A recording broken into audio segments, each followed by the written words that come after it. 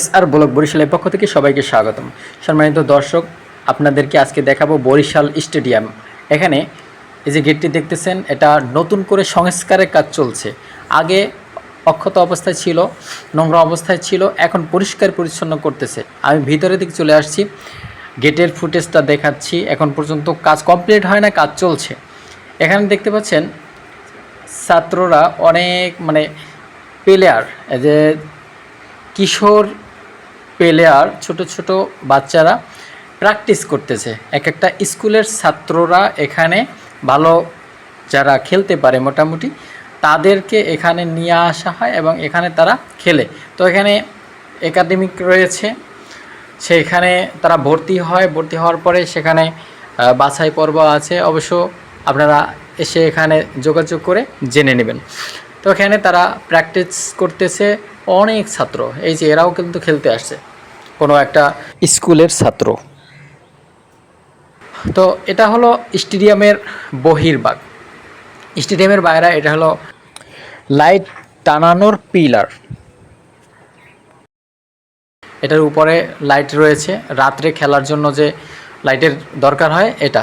এই লাইটগুলো কিন্তু এখন খুবই বাজে অবস্থা। অবশ্য এটা নতুন করে সংস্কার করা হবে। ওই যে দূরে একটা ভবন দেখতেছেন, ভবনটির কাজ চলমান, এখানে প্রচুর পরিমাণে কাজ চলতেছে।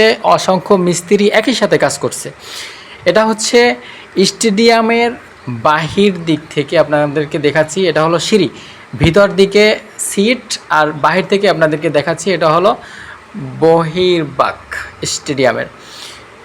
এটা হলো স্টেডিয়ামের বাহির দিক থেকে আমি ভিডিও করেছি আপনাদের দেখানোর জন্য যে যে ক্ষত বিক্ষত যে পিলারগুলো, যেগুলো একটু দুর্বল হয়ে গেছে, সেই দুর্বল পিলারগুলো নতুন করে কাজ করছে, নতুন করে ঢালাই দিয়ে আবার পিলারগুলো মজবুত করছে।